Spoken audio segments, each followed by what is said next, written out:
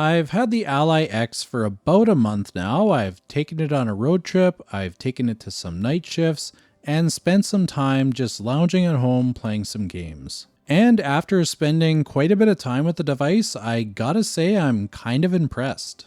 Today's review isn't going to be overly technical. I'm going to share a few tests that I've done, but I really wanted to approach this one from a user perspective rather than a tester. I still do plan to do some testing and share my findings, but today it's just going to be all about the experience. For those that have followed the channel, you guys know that I have a lot of handhelds, and even with that large selection, I've actually been finding myself reaching for the Ally X quite a bit. And this month, it's been one of the two devices that I keep in my bag. So after about a month, some of my initial impressions of the device and some things that come to mind is that it's just really comfortable to hold. The button layout feels top notch and the device doesn't really feel that heavy. It is heavier than the previous device, but it hides that weight very well. Overall, I think that the changes that they've made from the previous Ally actually are fairly meaningful, and I do think that they improve the user experience quite a bit. Which brings me to my next point, what has actually changed? With the Ally X just coming out, you might be wondering what's the difference between the Ally X that comes at $799 and the original Ally that I can find open box for like $500. Well, as mentioned earlier, there are several meaningful changes that we're going to go over in a second that I really do think are worth considering depending on your use case. So taking a look at those changes in the order that I find them impactful, it may not be the same for you, but that's totally okay. The first thing that I would say stands out to me is the joysticks.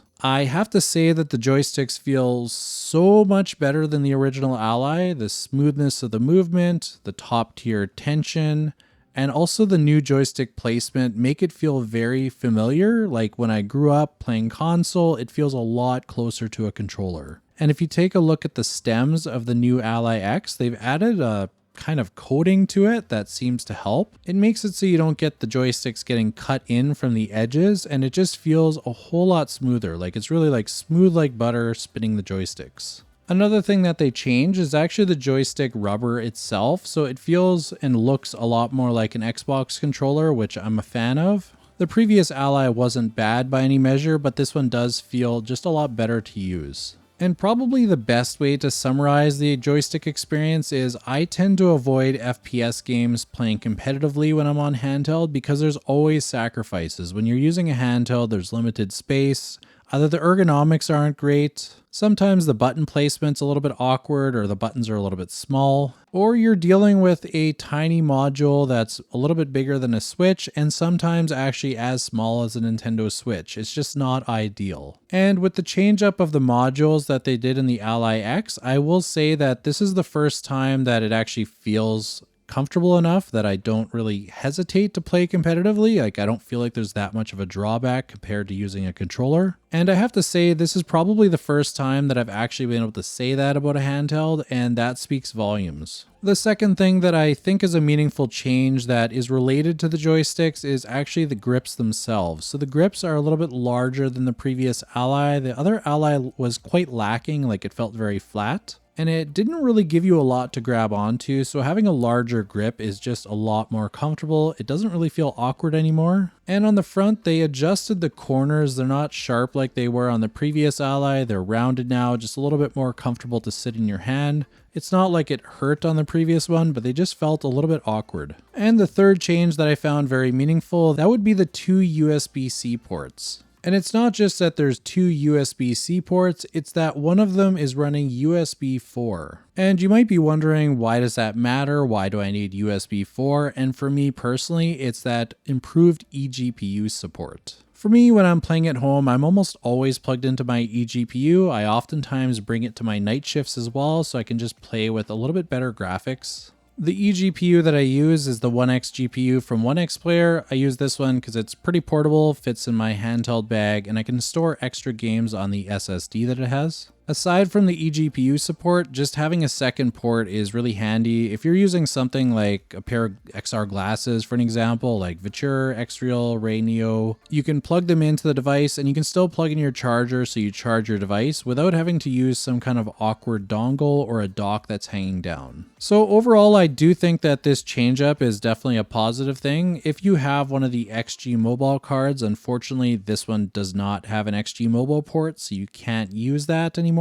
And the fourth change that's pretty meaningful, and this is probably the most meaningful for a lot of people, is the new battery. So we've got double the battery capacity going up to 80 watt hours, which is massive. It's the biggest that I've seen in a handheld. And I have to say, like going on my road trip, I never actually had my Ally X die on me. Anytime I was having a gaming session, it was not quite long enough to kill it. I did also do a battery test on the Ally X versus the Ally, and it's very clear who the winner is here. It's no surprise that the Ally X is getting over double the battery life. The test running in the background is using turbo mode. We had the Ally die at 49 minutes, and the Ally X got 1 hour and 56 minutes. So just under 2 hours running at max TDP is pretty dang impressive. And to take a look at the last few changes, we're going to have to take a quick look at the specs. For the specs, many of them remain the same. They both have the same AMD Z1 Extreme APU. They have the same screen, the same speakers. We have an SD card slot that supposedly has the issue fixed that we had on the earlier ROG Ally devices. And we have the same headphone jack on both devices. Where things do change are some of the things that we already mentioned, the battery going from 40 watt hours on the Ally to 80 watt hours on the Ally X. The I/O changing to remove the XG mobile port, replacing it with 2 USB Type-C ports, including one that's USB 4. And lastly, we had some change to the RAM. So instead of 16 gigs, we now have 24 gigabytes, and we've also got the speed from 6400 megatransfers per second to 7500. With this change in the RAM, we've seen some improvements between the Ally and the Ally X when it comes to game performance. And speaking more on game performance, it's pretty decent if you're coming from a Steam Deck, the previous ROG Ally,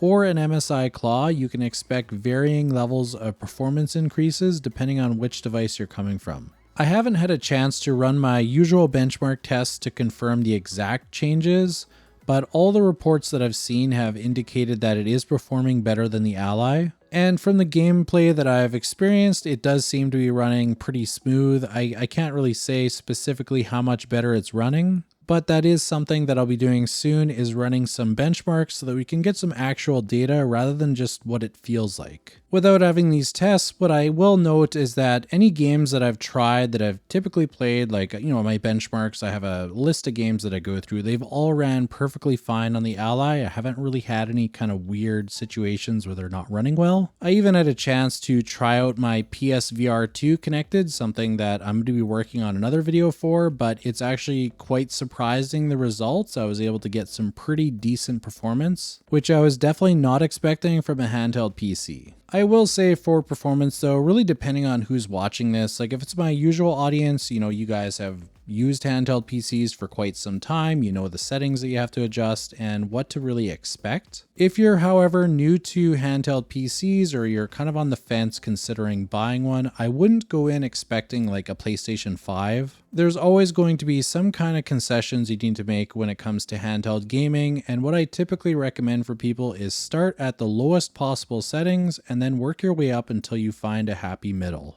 To get better performance, take advantage of things like FSR or that app on Steam that you could purchase called Lossless Scaling, where you get some significant improvements. And check out different tutorials. There's a number of great YouTubers that make videos on how to optimize these devices, and even some that do them specifically for different games.